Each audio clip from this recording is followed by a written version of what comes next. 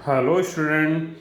Computer architecture and organisation का MCQ के fourth part है। ऑलरेडी आपने 3 पार्ट देख लिया होगा। अगर नहीं देखा तो देख लो, क्या कर रहे हो, ज़िंदगी में बहुत कुछ है करने के लिए, वो भी कर लो थोड़ा बहुत। ठीक है, मन करे तो कर लेना। ठीक है, फोर्थ पार्ट में देखते हैं, इसमें थोड़ा एड्रेसिंग मोड कवर करेंगे। थोड़ा बहुत लास्ट में कुछ 1-2 क्वेश्चन पाइपलाइनिंग हैजार्ड के ऊपर आएंगे और थोड़ा बहुत से बेसिक क्वेश्चन होंगे। ठीक है, तो अभी हम देखते हैं एड्रेसिंग मोड का कुछ वीडियो देख लेते हैं। जो 10 स्टार्टिंग के 10 क्वेश्चन है एड्रेसिंग मोड के ऊपर है। अगर समझ में आएगा तो ठीक है, अगर जिन्होंने पहले से एड्रेसिंग मोड का वीडियो नहीं देखा हुआ, हो सकता है उसको पढ़ लेना पड़े। तो सबसे पहले मैं आपको रेफर करूंगा पहले मेरे कंप्यूटर टेक्चर के जो है सीरीज में। ठीक है, आप पहले जा करके एड्रेसिंग मोड का वीडियो कवर कर लें, तभी अच्छे से समझ में आएगा। नहीं तो फिर थोड़ा सा हमें भी ऊपर नीचे जा सकता है। ठीक है, तो धैर्य बनाए रखें। चलो देखते हैं, पहला क्वेश्चन आपका है the instruction add has 45 comma R1 does. ठीक है, ये क्या करेगा, सिंपल सी क्वेश्चन है। पहला क्या लिखा हुआ, add the value of 45 to the address of R1 and store 45 in that address. ठीक है, नहीं ऐसा कुछ नहीं होने वाला है यहाँ पर। ठीक है, add 45 to the value of R1, 45 को जो है यहाँ पर R1 में ऐड करेंगे, स्टोर करेंगे R1 में। हाँ, यही सही होगा यहाँ पर। ठीक है, R1 में स्टोर होना फाइनली, तो यही यहाँ पर करेक्ट होगा। नेक्स्ट देखते हैं, in the case of zero addressing instruction method the operand are stored in, मतलब जीरो एड्रेसिंग जो मोड होता है, ठीक है, उसमें आपका जो है ऑपरेंड कहाँ पर स्टोर होता है। ठीक है, वो स्टोर आपका होता है वो पुश डाउन स्टैक में। स्टैक का यूज किया जाता है आपका जीरो एड्रेसिंग मोड में। आपको मैंने ऑलरेडी बताया था कि जब भी जीरो एड्रेसिंग मोड में होता है तो वहाँ पर स्टैक यूज हो रहा होता है। ठीक है, जहाँ पर स्टैक पॉइंटर होता है वही ऊपर नीचे जा रहा होता है। ठीक है, अगर नहीं अब क्लियर है जाकर देख लो पहले। ठीक है, तभी समझ में आएगा। ठीक है, गर्लफ्रेंड बॉयफ्रेंड से बात करने थोड़ा सा दूरी बनाए रखो, एग्जाम आ गया है। ठीक है, नेक्स्ट देखते हैं, add add has 45 when this instruction executed the following happen. ठीक है, जब ये क्या होगा देखते हैं, तब processor rise an error and request for one more operand. हाँ, एरर तो बिल्कुल राइज नहीं होगा, ये आपका रॉन्ग आंसर है।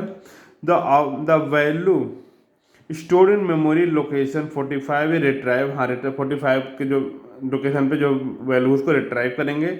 And one more operand requested. हाँ, यही सही आपका है, वो एक और ऑपरेंड को रिक्वेस्ट किया जाएगा। ठीक है, तो ये एरर नहीं आने वाला, एक उसको रिट्राइव करके और एक ऑपरेंड को रिक्वेस्ट किया जाएगा। ठीक है, नेक्स्ट देखते हैं, the addressing mode which make use of indirect pointer is. तो इनडायरेक्ट पॉइंटर जब भी बात होती है तो आपका सिंपल बात है, इनडायरेक्ट एड्रेसिंग मोड होता है जहां पर हमको डायरेक्ट एड्रेस ऑपरेंड नहीं मिलता है, एक हमको लोकेशन मिलता है। लोकेशन मतलब जैसे एक हमको जैसे ऑपरेंड खोना हो तो हम एक क्या हुआ, एक लोकेशन मिला, लोकेशन पे क्या हुआ, एक एड्रेस स्टोर होता है, उस एड्रेस पे जाना होता है, उस एड्रेस पे जाकर के फिर हमको जो है ऑपरेंड मिलता है। ठीक है, मतलब हमको तमीज से सीधा डायरेक्ट हमको एक लोकेशन नहीं मिलेगा जहाँ से वहाँ से डेटा उठा लेंगे, नहीं, हम जहाँ हमको जो भी लोकेशन मिलेगा वहाँ पर फिर एक और लोकेशन मिलेगा। ठीक है, मतलब सिंपल ये बात है, अगर तुम आप जो है राजू को घर में खोजने जा रहे हो तो राजू के घर गए तो राजू वालों के घर पे घर वालों ने बताया कि राजू तो मुंबई में रहता है, तो आपको मुंबई का एड्रेस दिया गया, तो आप मुंबई में गए तो मुंबई में फिर से राजू को पकड़ के लाया। ठीक है, तो यही मेन यहाँ पर है कि आपको डायरेक्टली राजू नहीं मिलने वाला है,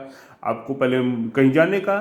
ठीक है, वहाँ पर उसको एड्रेस मिलेगा, उस एड्रेस पे फिर से जाएंगे तो वहाँ फिर हमको राजू मिलेगा। तो यही आपका ये मेन हमारा इनडायरेक्ट एड्रेसिंग मोड है, थोड़ा पल्ले पड़ा होगा। ठीक है, in the following index addressing mode instruction move R 5R1। ठीक है, तो ये क्या आपका इसमें मेन पूछा कि इफेक्टिव एड्रेस क्या होगा। तो इसमें सिंपल बात है, इंडेक्स एड्रेसिंग मोड है। तो इंडेक्स एड्रेसिंग मोड में होता क्या है कि जैसे ये 5 जो लिखा हुआ, 5 में जो है जो ये ब्रैकेट में लिखा हुआ उसको प्लस कर देते हैं, मतलब इसके जो लोकेशन पे जो भी चीज़ होगी उसमें 5 में प्लस कर देते हैं, तो आपका ये करेक्ट आंसर होगा, कुछ इस तरह से होगा। ठीक है, यही आपका करेक्ट आंसर हो जाएगा। ठीक है, थोड़ा और पढ़ोगे समझ में आ जाएगा।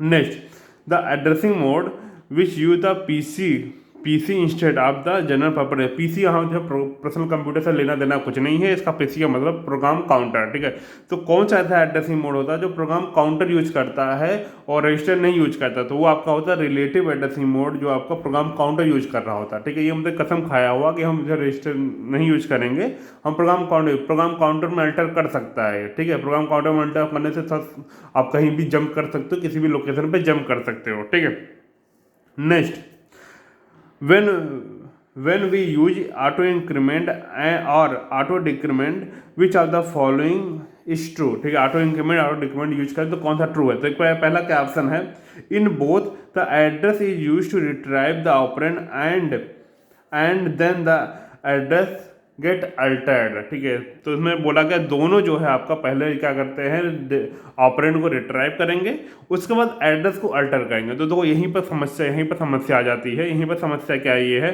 कि ऑटो इंक्रीमेंट क्या करता है, अल्टर बाद में करता है। ठीक है, मतलब पहले ऑपरेंड निकाल लेगा, अल्टर बाद में करता है। लेकिन ऑटो डिक्रीमेंट जो है ये सब उल्टा काम करता है। ये क्या करता है, पहले एड्रेस को अल्टर करता है, देन जो है ऑपरेंड को निकालता है। तो ये पहला वाला को जो ऑप्शन है वो ऑटो इंक्रीमेंट के लिए तो सही है, लेकिन ऑटो डिक्रीमेंट के लिए गलत है। तो पहला ऑप्शन यहाँ पर आपका होता है गलत। ठीक है, सेकंड देखते हैं, in auto increment the operand is retrieve first then address is alter. देखो मैंने कहा सेकंड वाला जो ऑटो इंक्रीमेंट के लिए आपका बिल्कुल सही है, ऑटो डिक्रीमेंट के लिए यही स्टेटमेंट गलत हो जाता है। Both of them can be used on general purpose register as well as memory location. हाँ बिल्कुल, ये दोनों हमारा जो है general purpose register memory location दोनों का यूज करते हैं। तो आपका यहाँ पर सेकंड और थर्ड आपका जो करेक्ट होता है उसका मतलब डी आप जो है लगा दीजिए, मजा लीजिए। चलो ठीक है, नेक्स्ट आगे बढ़ते हैं। In addressing mode where you directly specify the operand value, मतलब जहाँ पर कौन सा एड्रेसिंग मोड में जहाँ पर डायरेक्टली जो भी ऑपरेंड है उसको डायरेक्टली हमारे इंस्ट्रक्शन में ही दे दिया जाता है, तो उसको बोलते हैं इमीडिएट। मतलब जैसे तुरंत का तुरंत काम करो भैया, इमीडिएट मतलब इमीडिएट लगना नाम से लग रहा है ना इमीडिएट, हाँ तो वही इमीडिएट ही होगा करेक्ट आंसर। ठीक है, नेक्स्ट देखते हैं, effective address of the following instruction is मल 5 R1 R2। तो सिंपल सी बात, अभी लास्ट में देखा था, तो ये 5 बाहर रहेगा, 5 मल्टीप्लाई हो जाएगा, क्योंकि यहाँ तो सब में प्लस दिया, प्लस नहीं होने वाला, तो 5 मल्टीप्लाई हो जाएगा, और ये दोनों आपका यहाँ पर प्लस होगा, तो ये आपका ये करेक्ट आंसर जो होगा वो यही हो जाएगा। ठीक है, next addressing mode is most suitable to change the normal sequence of execution of instruction. तो आपने बोला कि यहाँ पर जो भी बेसिक प्रोग्राम काउंटर यूज करता है वही आपका सीक्वेंस चेंज कर सकता है। तो प्रोग्राम काउंटर जो यूज करता है वो कौन सा यूज करता है, वो रिलेटिव एड्रेसिंग मोड करता है। अगर प्रोग्राम काउंटर वैल्यू 1000 है, अगर आपने 2000 डाल दिया तो अब ऐसी बात है जो सीक्वेंस को जंप करके कहीं और चला जाएगा, कहीं से और से डेटा उठा लेगा। तो यहाँ पर रिलेटिव एड्रेसिंग मोड होता है जो बहुत सी टेबल होता है जो है सीक्वेंस को चेंज करना। सीक्वेंस चेंज करने से होता है आपका जो है ब्रांचिंग यूज कर रहे हो, ब्रांचिंग इंस्ट्रक्शन मतलब से अपना इफ यूज किया, इफ की यहाँ पर ब्रेक कुछ लगा कंडीशन, यहाँ पर कुछ मल्टीपल इंस्ट्रक्शन लिखा, देन एल्स यूज किया, यहाँ पर कैसा चीज़ लगाई। तो अगर मान लो सपोर्टेड कंडीशन ट्रू होता है तो सीक्वेंस इंस्ट्रक्शन आपका सीक्वेंस एग्जीक्यूट होगा। ठीक है, चल समझ में आता है।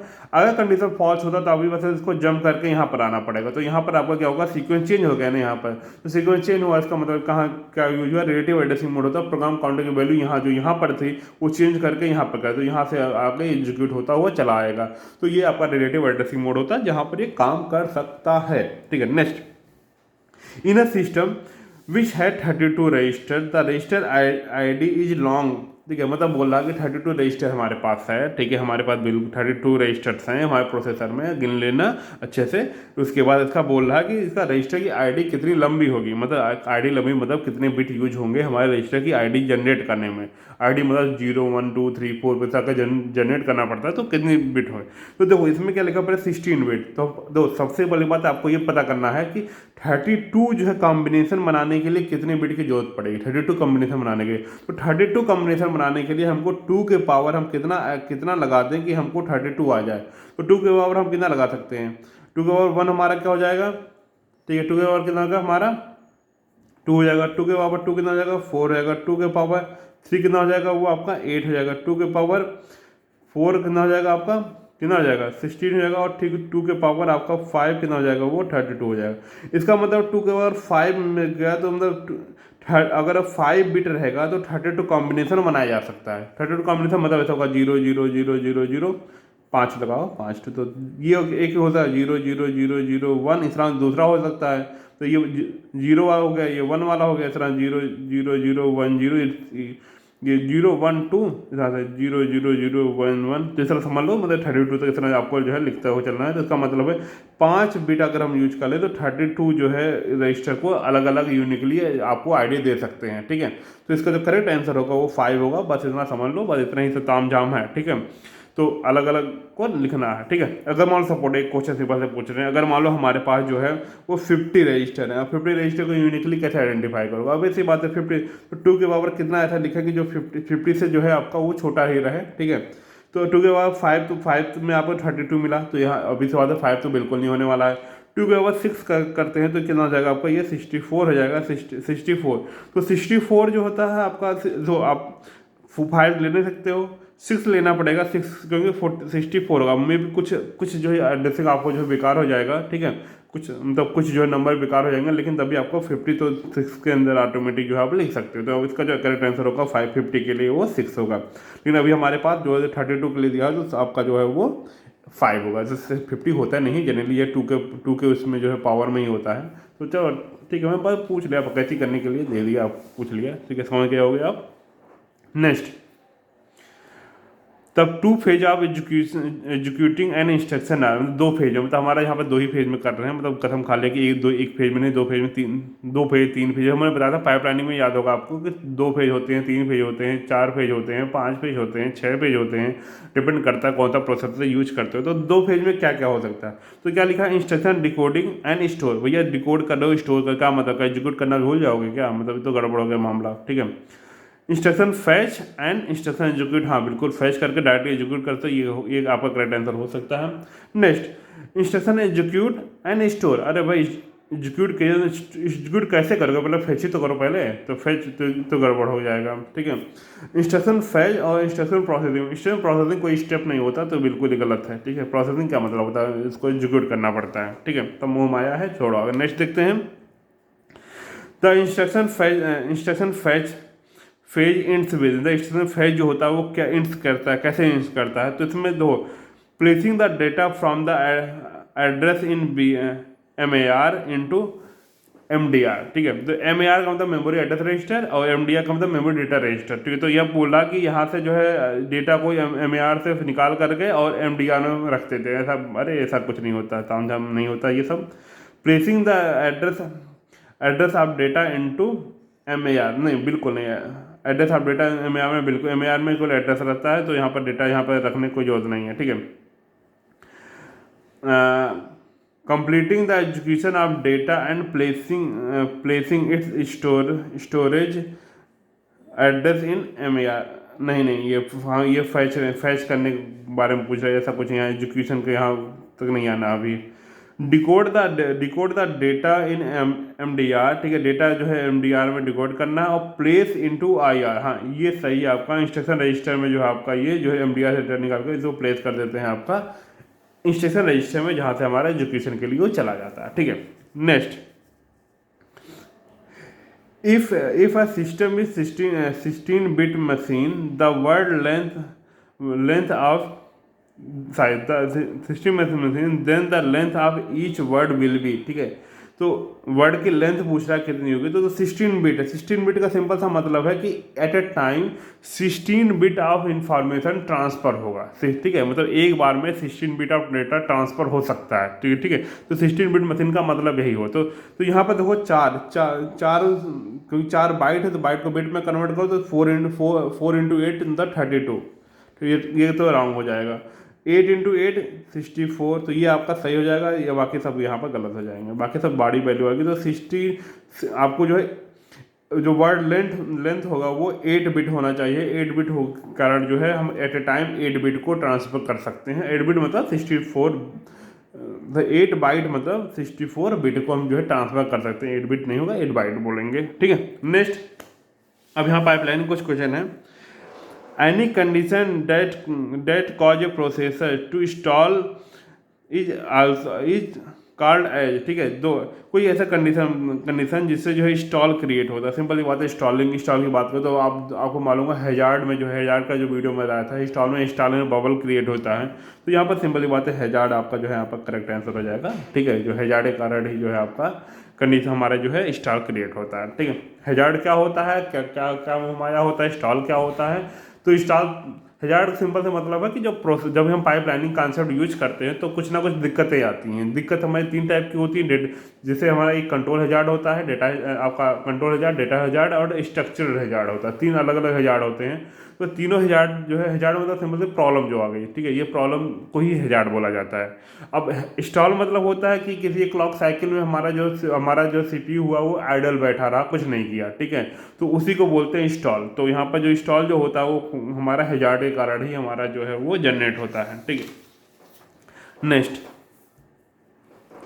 the stalling of the processor due to the unavailability of instruction is called, ठीक है, मतलब यहाँ पर क्या स्टॉल करना है हमको जब हमारा इंस्ट्रक्शन अवेलेबल ना हो, तो इसका मतलब सिंपल सी बात है, ये आपका जो अकर होता है वो आपका जो अकर होता है वो आपका कंट्रोल हैजार्ड के कारण होता है। कंट्रोल हैजार्ड इसका करेक्ट आंसर है, 16 का वो कंट्रोल हैजार्ड करेक्ट आंसर है। तो इनपुट हैजार्ड तो बिल्कुल कुछ ऐसा कॉन्सेप्ट होता ही नहीं है। स्टोरेज हैजार्ड बिल्कुल होता है। कंट्रोल हैजार्ड तब अकर होता है जब ब्रांचिंग यूज कर रहे होते हैं। होता क्या है, जैसे सपोर्टेड हम एक बेसिक एग्जांपल देते हैं कि मान लो हमने यहाँ इफ लगाया, यहाँ कोई कंडीशन दिया और यहाँ पर कुछ बीच में यहाँ पर कोई स्टेटमेंट लिखा और फिर यहाँ एल्स लगाया, ठीक है, यहाँ पर कुछ कंडीशन दिया और यहाँ पर मैंने ब्रैकेट क्लोज किया। अब जब होगा क्या, अगर हम सिक्वेंसली एग्जीक्यूट करते हुए चले आ रहे हैं तो ठीक है, यहाँ से एग्जीक्यूट करते हुए चले जाएंगे, ठीक है, लेकिन इन द केस अगर ये कंडीशन अगर सही हो तो सिक्वेंसली एग्जीक्यूट हो रहा है, अगर कंडीशन गलत हो जाएगी तो क्या होगा, ये जंप करके यहाँ पर आ जाएगा। अब जब जंप करके यहाँ आएगा तो आपको पाइपलाइनिंग में लाइन बाय लाइन एग्जीक्यूट कर रहे हो तो यहाँ पर प्रॉब्लम होगा कि अब लाइन बाय लाइन कर रहे हो लेकिन जो instruction line by line execute करो अवेलेबल नहीं है, वो चीज़ हमको चाहिए ही नहीं, एक्चुअली हमको चाहिए ये वाला है, ठीक है। तो इसी कारण जो अनअवेलेबिलिटी जो जनरेट होती है वो आपका जो था आपका कंट्रोल हैजार्ड में जो है हमारा इंस्ट्रक्शन अनअवेलेबल हो जाता है। या कभी आपको पूछा जाए कि ब्रांचिंग स्टेटमेंट का अगर कौन सा हैजार्ड जनरेट होता है तब उसको भी बोलोगे आप जो है कंट्रोल हैजार्ड। स्ट्रक्चर हैजार्ड जो होता है वो जनरेट होता है हमेशा जो है वो रिसोर्सेज से कर रहा है। रिसोर्स मतलब जो आपके मेमोरी लोकेशन हो, मेमोरी रिसोर्स हो सकता है, एलयू रिसोर्स हो सकता है, आपका बस रिसोर्स होता है, जो भी रिसोर्स से कारण जो भी आपका जो है हैजार्ड जनरेट होता है। रिसोर्स सिंपल ही बात है, मान लो कई सारे इंस्ट्रक्शन है जो एट ए टाइम जो है किसी एक ही क्लॉक साइकिल में हमारा सेम जो है मतलब सेम दो अलग अलग इंस्ट्रक्शन जो है सेम रिसोर्स को यूज करना चाहते हैं। तो जैसे सिंपल सी बात है, दो अलग अलग बच्चे हैं, ठीक है, अब दोनों कह रहे हैं कि हमको टीवी देखना है, एक जो है बंदा डिज्नी देखना चाहता है, एक पोगो देखना चाहता है। अब दिक्कत ये होगी, दोनों एक साथ तो टीवी देख नहीं पाएंगे, ठीक है, अब दोनों एक साथ टीवी नहीं देख पाएंगे तो अब या तो कोई एक बंदा कोई एक काम करे या दोनों वही करेंगे। तो इस ऐसे सिचुएशन में जो जनरेट होता है वो हैजार्ड रिसोर्स एक है लेकिन दो लोग उसको यूज करना चाहते हैं, तो उसी कारण हमारा जो जनरेट होता है वो स्ट्रक्चर हैजार्ड, ठीक है। इसके बारे में आपको हैजार्ड के बारे में देखना है, बहुत ही इंपॉर्टेंट टॉपिक है। इसके ऊपर हमेशा यूनिवर्सिटी में या एग्जाम कॉम्पिटिशन एग्जाम में क्वेश्चन पूछे जाते हैं। अगर हैजार्ड को आपको अच्छे से क्लियर करना है तो मेरा हैजार्ड का वीडियो पड़ा हुआ है computer architecture and organisation series में, प्ले लिस्ट में आप देख सकते हो, उसको आपको वहाँ मिल जाएगा, ठीक है, हैजार्ड के बारे में। The time loss due to branch instruction is often referred as, ठीक है, जो ब्रांच जिसने का जो टाइम लॉस होता है उसको बोलते हैं ब्रांच पेनाल्टी, ठीक है, ब्रांच पेनाल्टी बोला जाता है। ये भी हैजार्ड का ही टॉपिक है। हैजार्ड में जो ब्रांच इंस्ट्रक्शन के कारण जो भी टाइम लॉस्ट होता है, क्योंकि इसमें होता है कि जैसे एक एग्जीक्यूट होता हुआ चला आता है, ठीक, जब यहाँ एग्जीक्यूट हो कई क्या होता है पाइपलाइन में लाइन बाय लाइन एग्जीक्यूट होते चले आते हैं। जब एग्जीक्यूट होता है, जब फाइनली ये जब कंप्लीट होता है एग्जीक्यूट होना, ठीक है, तो मालूम चलता है अरे यार हम जो बाद में जो फैच कर लिया डिकोड कर लिया वो सब चीज़ें करना ही नहीं था, हमको तो यहाँ पर जाना था, ठीक है। ये चीज़ आप ज़्यादा अच्छे क्लियर हो जाएगा, एक बार आप जाके हैजार्ड का वीडियो देखें तो उससे ज़्यादा अच्छा क्लियर होगा। बस ये जानो उसको जो है ब्रांच पेनाल्टी बोलते हैं बहुत ज़्यादा डेप्थ में, क्योंकि यहाँ पर मैं डेप्थ में जाऊँगा तो आपको हैजार्ड का पूरा पढ़ाना ही पड़ जाएगा मुझे, तो अभी इतना छोड़ दो, ठीक है, आप जाके हैजार्ड का वीडियो देख लो, ज़्यादा अच्छे से क्लियर समझ में आ जाएगा। अगर टाइम नहीं हो तो जाके गर्लफ्रेंड से बात करो, ठीक है, चलो ठीक है। The decoded instruction is stored in, ठीक है, जो डिकोडेड इंस्ट्रक्शन है वो कहाँ स्टोर होता है, वो होता है इंस्ट्रक्शन रजिस्टर में स्टोर होता है, IR इंस्ट्रक्शन रजिस्टर बोलते हैं इसको, ठीक है। Which register can interact with the secondary storage, कौन सा रजिस्टर ऐसा है जो सेकेंडरी जो है स्टोरेज से आपको जो इंटरेक्ट करता है, वो होता है आपका MAR मेमोरी एड्रेस रजिस्टर जो होता है वो आपका जो है नाम से लग रहा है मेमोरी, अब इस बात से सेकेंडरी स्टोरेज से जो यही आपका इंटरेक्ट करता है। During the education of program which get initiated first, ठीक है, मतलब जो कौन सा जब एग्जीक्यूट हो रहा होता है तो सबसे पहले कौन इनिशिएट करता है, पहला सबसे पहला जो इनिशिएट करता है वो प्रोग्राम काउंटर होता है। प्रोग्राम काउंटर में सबसे पहले कौन सा इंस्ट्रक्शन एग्जीक्यूट होना, पहले पहले उसमें उसकी वैल्यू उसके एड्रेस आ जाते हैं, ठीक है। उसके बाद एक एक करके वो प्रोग्राम काउंटर क्या करता है, अपने आप को इंक्रीमेंट करता रहता है। जैसे कोई इंस्ट्रक्शन फैच हुआ, जैसे मान लो इंस्ट्रक्शन I1 फैच हुआ, जैसे I1 फैच हुआ तो प्रोग्राम काउंटर की वैल्यू जो होगी वो PC की वैल्यू जो होगी वो 2 पे चली जाएगी, इंस्ट्रक्शन 2 पे चली जाएगी। जैसे 2 फैच हुआ तो इसकी वैल्यू तुरंत वो 3 पे चली जाएगी। इस तरह से आपको ये इंक्रीमेंट होता रहता है। सबसे पहले प्रोग्राम काउंटर ही इसको जो है वो इनिशिएट होता है, ठीक है। मैं बहुत ज़्यादा डेप्थ में नहीं जा रहा हूँ, मुझे मालूम है, ठीक है, क्योंकि अभी थोड़ा सा ज़्यादा डेप्थ में गया तो वीडियो बहुत लंबा जाएगा। ऑलरेडी वीडियो 20 मिनट से ऊपर जा रहा है तो बहुत लंबा चला जाएगा, तो इसलिए ज़्यादा डेप्थ में नहीं जा रहा हूँ। Which are the register of the processor are connected to the memory bus, ठीक, कौन सा जो है आपका जो मेमोरी बस से कनेक्टेड होता है वो आपका जो करेक्ट आंसर यहाँ पर आपका है वो आपका MAR है। मेमोरी एड्रेस रजिस्टर जो होता है वो आपका मेमोरी बस से कनेक्टेड होता है, ठीक है। The the internal component of processor are connected by, दो इंटरनल कंपोनेंट ऑफ प्रोसेसर के, ठीक है, वो किससे कनेक्टेड होते हैं, वो कनेक्टेड होते हैं प्रोसेसर बस के, ठीक है। तो बस इतना ही प्रोसेसर बस से कनेक्टेड होते हैं। तो वो इस वीडियो में ज़्यादा थोड़ा लंबा चला गया वीडियो, मुझे मालूम है, ठीक है, लेकिन अब क्या करें, कैसे करना था जो 22 जो है उसके लिए, ठीक है, 22 क्वेश्चन के लिए, तो थोड़ा सा लंबा चलता है, ठीक है। कोशिश करूँगा आगे चल के छोटा छोटा वीडियो बने, लेकिन हो नहीं पाता क्योंकि मल्टीपल चॉइस क्वेश्चन है तो वो तो एक्सप्लेन करना ही पड़ जाता है। तो अगर वीडियो अच्छा लगा तो लाइक करें, कमेंट करें, सब्सक्राइब करो। मिलते हैं नेक्स्ट वीडियो में, तब तक के लिए टाटा बाय बाय।